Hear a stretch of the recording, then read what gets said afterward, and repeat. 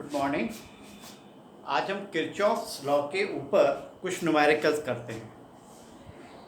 इस क्वेश्चन में दे रखा है हमको A B C D A dash B dash C dash D dash एक क्यूब है और इस क्यूब की हर एक एज पर एक आर ओम का रेजिस्टेंस लगा हुआ है। सभी रेजिस्टेंस की वैल्यू सेम है और सभी वैल्यू हमारी जो दे रखी है रेजिस्टेंस की वो 1 ओम है। तो मैं फिलहाल अभी एक आर मान लेता हूं, ये आर। 12 वोल्ट की बैटरी कनेक्टेड है इस क्यूब के डायगोनल्स के अक्रॉस, ए और सी डैश के अक्रॉस। अब क्वेश्चन में पूछा है कि ए और सी डैश के बीच में हमारा नेट रेजिस्टेंस कितना होगा, यानी इक्विवेलेंट रेजिस्टेंस कितना होगा। अब देखिए, इसको ओम्स लॉ से कॉम्बिनेशन ऑफ रेजिस्टेंसेस से नहीं कर सकते। अब इसको करने के लिए क्या तरीका है, किरचॉफ्स लॉ। सबसे पहले तो हमको ये देखना है कि हमारे सर्किट जो है अक्रॉस द डायगोनल ये है कैसा। देखिए मेरा यहां से ये ए पॉइंट, यहां से ये सी डैश पॉइंट। ए से हम बी पर पहुंचे तो हम सी डैश से डी डैश पर आए, बी से हम सी पर गए तो डी डैश से हम ए पर आ गए, ए डैश पर आ गए। सी से हम सी डैश पर गए तो ए डैश से हम ए पर आ गए। यानी जिस तरीके से हम यहां से एंटर कर रहे थे उसी तरीके से हम यहां से एंटर कर रहे हैं। यानी एक एंड से हम निकले और दूसरे एंड से बाहर आ गए। दोनों तरफ से सर्किट हमारा एक जैसा है। चलिए कोई दूसरा पाथ ले लेते हैं। हम ए से चले डी पर, हम इस तरीके से दिखाते हैं। हम ए से चले डी पर तो हम सी डैश से चले बी पर। हम डी से चले डी डैश पर तो हम बी डैश से चले बी पर। हम डी डैश से आए सी डैश पर तो बी से हम आ गए ए पर। क्या हम एक तरफ से निकले थे, क्या दूसरी तरफ से बाहर हो गए। तो इस तरीके का सर्किट जो होता है वो कहलाता है सिमेट्रिक। जब सर्किट सिमेट्रिक होता है तो करंट का डिस्ट्रीब्यूशन एग्जैक्टली एक जैसा होता है। अब देखिए, यहां से हमारी कोई करंट आई पॉइंट ए पर। अब देखिए, पॉइंट ए के बाद अब हमारे पास तीन रास्ते हैं, ए से बी पर, ए से डी पर और ए से ए डैश पर। तीनों रास्तों में सेम रेजिस्टेंस है। यानी जब सेम रेजिस्टेंस है तो बी, डी और ए डैश, ध्यान से देखिएगा, इसके बाद पॉइंट बी, डी और ए डैश, आप इन तीन जगह पे पहुंचे हैं सिर्फ एक एक रेजिस्टेंस के होते हुए। इसके बाद तीनों जो रेजिस्टेंस आपके बी, डी और ए डैश पॉइंट है, अब देखिएगा यहां से तीनों पॉइंट से दो दो रेजिस्टेंस जा रहे हैं। पहले हम बी पॉइंट को लेते हैं, बी से सी और बी से बी डैश दो रेजिस्टेंस है। डी से देखिए, डी से सी और डी से डी डैश दो रेजिस्टेंस है। ए डैश से देखिए, ए डैश से बी डैश और ए डैश से डी डैश दो रेजिस्टेंस हैं। यानी पहले हमारी जो करंट ए पर थी वो तीन पार्ट में डिवाइड हुई और इक्वल हुई। फिर इक्वल जो करंट गई है वो फिर से हाफ हाफ दोनों रेजिस्टेंस में पहुंची। तो हमने मान लिया यहां से हमारी करंट आई, मान के चलते हैं 6i। 6i ले लीजिए, चलिए आप i ले लीजिए, मैं i लेता हूं आपके लिए। यहां से करंट हमारी आई करंट। अब ये करंट आई पॉइंट ए से तीन इक्वल पार्ट्स में डिवाइड हो गई। यानी इस रास्ते पर करंट गई हमारी I/3, इधर भी गई I/3 और इधर भी गई I/3। क्लियर। ये जो करंट I/3 थी बी पर पहुंची, बी के बाद ये फिर से दो पार्ट में डिवाइड हो रही है। यानी यही I/3 current two equal parts में। तो I/3 को जब हाफ करोगे आप तो आपको मिलेगा I/6 और इधर से भी करंट गई आपकी I/6। यही चीज डी वाले से भी हो रहा है। डी से इधर करंट आपकी गई I/6 और इधर से भी गई I/6। ठीक है। यही चीज बेटा ए डैश से भी हो रही है। ए डैश से इस वाले पाथ पर करंट गई हमारी I/6 और इधर भी गई I/6। अब देखिए, इन सभी पार्ट से आप कहां कहां पहुंच रहे हैं, पॉइंट सी पर, पॉइंट बी डैश पर और पॉइंट डी डैश पर। देखिएगा पॉइंट सी पर I/6 करंट आ रही है, I/6 करंट आ रही है और दोनों करंट मिलके अब आपकी हो गई I/3।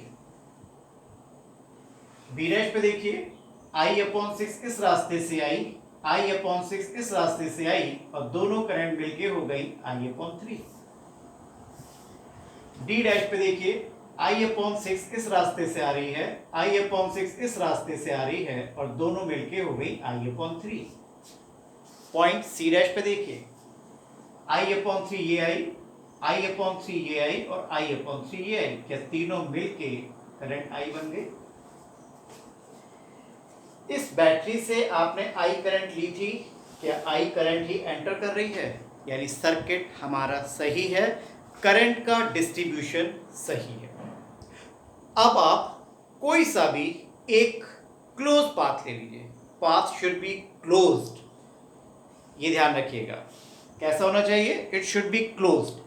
क्लोज लेने के लिए आप ये भी ले सकते हैं, ये क्लोज पाथ हो गया।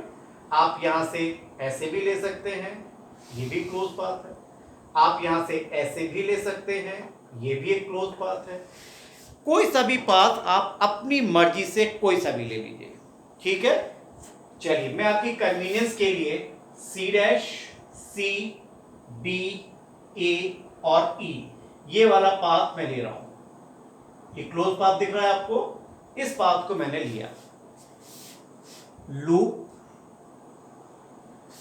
सी डैश, सी, बी, ए, ई, सी डैश। क्या ये लूप हमारा क्लोज हो गया। Rule number 1, the path should be closed. Rule number 2, हमको हमेशा किस डायरेक्शन में चलना है, एंटी क्लॉकवाइज, यानी ये डायरेक्शन अब हमारी हो गई एंटी क्लॉकवाइज, इस रास्ते से चलना है। अब हम एंटी क्लॉकवाइज चलना शुरू करते हैं, मान लीजिए सी डैश से। तो सी डैश से एंटी क्लॉकवाइज ये होगा हमारा, it is like this.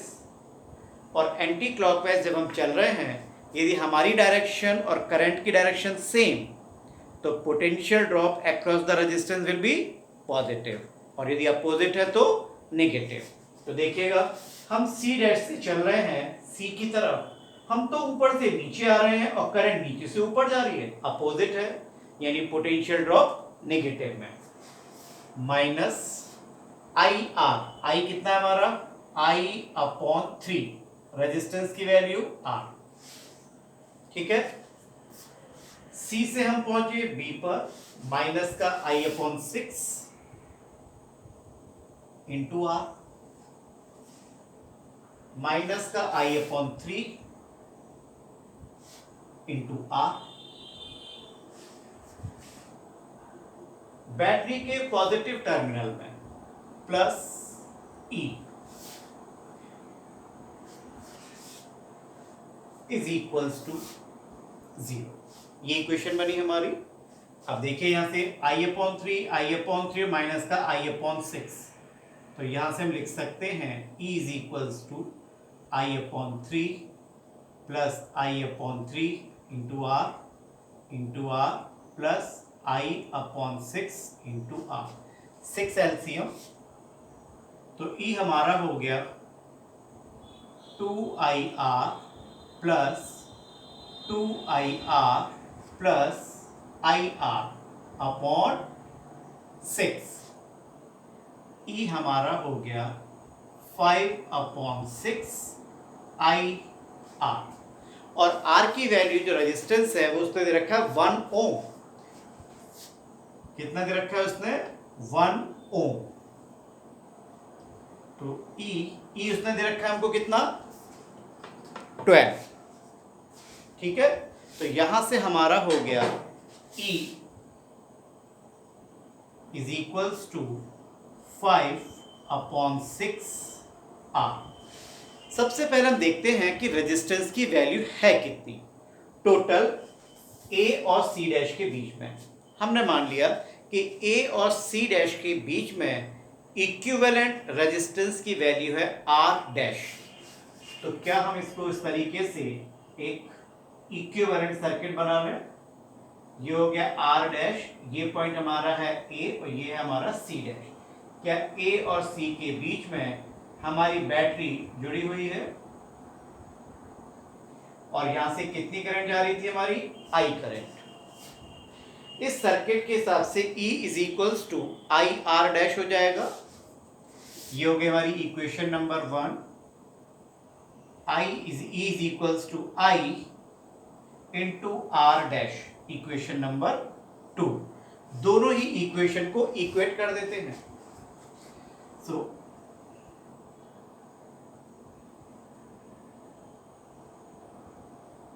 I into R. So IR dash is equals to 5/6 I into R. I से I कैंसिल, R डैश की वैल्यू आ गई 5/6 R और उसने R हमको दे रखा है 1 ओम, तो R डैश की वैल्यू आ गई 5/6 ओम। This is the answer 5/6 ओम। और करंट यदि हमको निकालनी है तो करंट के लिए देखिए, इसी में आते हैं इक्वेशन नंबर 2 में। E कितना है 12, I हमको निकालनी है और आपने R डैश की वैल्यू कितनी निकाली है 5/6, तो यहां से I कितना हो गया 12 इंटू 6/5, तो I हमारा हो गया 72/5। So I is equals to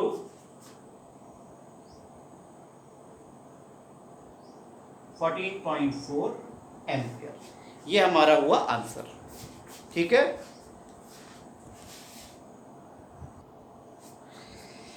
देखिए अब ये एक दूसरा क्वेश्चन है। इसमें दे रखा है ये ए बी सी डी ई, ये पॉइंट है ए बी सी डी और ये हो गया ई। ए बी ब्रांच में 4 ओम 4 ओम 1 ओम 2 ओम 2 ओम और ये 5 वोल्ट की बैटरी है, 10 वोल्ट की बैटरी। इसने क्वेश्चन में ही ऑलरेडी उसने करंट का डिस्ट्रीब्यूशन दे रखा है, फिर भी मैं आपको समझाता हूं। यहां से करंट निकली I1, इस I1 में से पॉइंट ए पर I1 करंट I1 में से I2 current branch A B में चली गई। I1 करंट आ रही थी, I1 में से I2 चली गई, कितनी बची I1 माइनस I2, तो I1 माइनस I2 करंट इस ब्रांच में आ गई D तक। ठीक है, I2 करंट ये गई B पर I, बैटरी 5 वोल्ट की जो थी यहां से I3 करंट चली, B पॉइंट पर I2 करंट आ रही है, I3 करंट आ रही है, दोनों मिलके क्या बन गई I2 प्लस I3, C तक आ गए। मैंने कहा था कि जिस सेल से जितनी करंट निकलती है उतनी करंट ही एंटर करती है। अब इस बैटरी से I1 करंट निकली थी तो इसमें I1 करंट ही तो जानी चाहिए, तो ये इसमें से I1 करंट चली गई। कितनी करंट आ रही थी I2 plus I3, I2 plus I3 में से I1 करंट चली गई, कितनी बची I2 plus I3 minus I1, I2 plus I3 minus I1 ये आ गई, I1 माइनस I2 ये आ गई, दोनों को आप ऐड कीजिए, सिर्फ आपको मिलेगी I3 करंट और I3 करंट चली गई यहां। ठीक है, अब इस सेल से कितनी करंट निकली थी I3, क्या I3 ही एंटर कर रही है, इसका मतलब करंट का डिस्ट्रीब्यूशन सही है। अब हम बनाएंगे इक्वेशन। सबसे पहले हम लेते हैं लूप BACB। मैं आपको इक्वेशन बनाना सिखा रहा हूं, सॉल्व आप करिएगा। लीनियर इक्वेशन है, लूप BACB। क्या लूप हमारा क्लोज है, BACB लूप क्लोज। हमारी डायरेक्शन क्या होती है हमेशा चलने की, एंटी क्लॉकवाइज। अब हम एंटी क्लॉकवाइज चलते हैं B पॉइंट से, हमने बी से चले इधर, करंट आ रही है इधर, तो क्या हमारा पोटेंशियल ड्रॉप 4 ओम में माइनस का होगा? क्या बनी इक्वेशन? -4I2। ए पर आ गए हम, बैटरी के पॉजिटिव टर्मिनल पर है, कितने वोल्ट की बैटरी है? +10। हम चल रहे हैं इधर, करंट आ रही है इधर, तो 1I1 माइनस का 1I1। अब हम चल रहे हैं ऊपर, करंट आ रही है नीचे, इसका मतलब -I2 plus I3 into 2 is equals to 0। Equation number 1, ठीक है। चलिए अब लूप लेते हैं हम CADC, loop CADC। Again concept क्या है हमारा? Rule number 1, anticlockwise. C से चलना शुरू किया, जिधर हम चल रहे हैं वही डायरेक्शन करंट की भी है, तो क्या 1I1 हो गया, सेल का नेगेटिव टर्मिनल माइनस का 10। हम चल रहे हैं ऐसे और करंट भी चल रही है ऐसे, प्लस का होगा 4I1 माइनस I2। हम चल रहे हैं ऊपर, करंट आ रही है नीचे, माइनस का -I2 plus I3 minus I1 into 2 is equals to 0। Equation number 2, ठीक है। चलिए अब बड़ा वाला लूप लेते हैं, BADEB।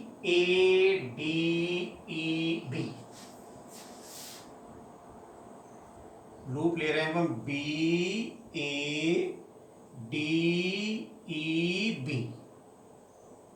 बी से चलते हैं, उल्टा आ रहे हैं, -4I2 plus 4I1 minus I2। देखिए हम चले ऐसे, करंट जा रही है ऐसे, माइनस का 4I2 प्लस का 4I1 माइनस I2। हम चल रहे हैं ऐसे, सेल के किस टर्मिनल पर पहुंच रहे हैं? माइनस पर, तो -5 is equal to 0। Equation number 3। और कोई लूप लेंगे? चलिए मन है आपका तो एक और लूप ले लेते हैं। देखिए जरा, EBCADE,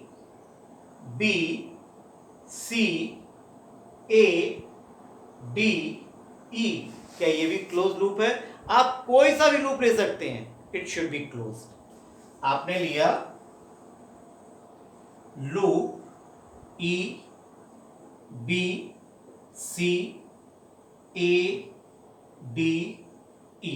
देखिए क्लोज लूप हो गया। कहां से चलेंगे? बी से चलते हैं सी की तरफ। हमारी डायरेक्शन, हमें एंटी क्लॉकवाइज ही चलना है, यानी हमारी ये डायरेक्शन एंटी क्लॉकवाइज हो गई।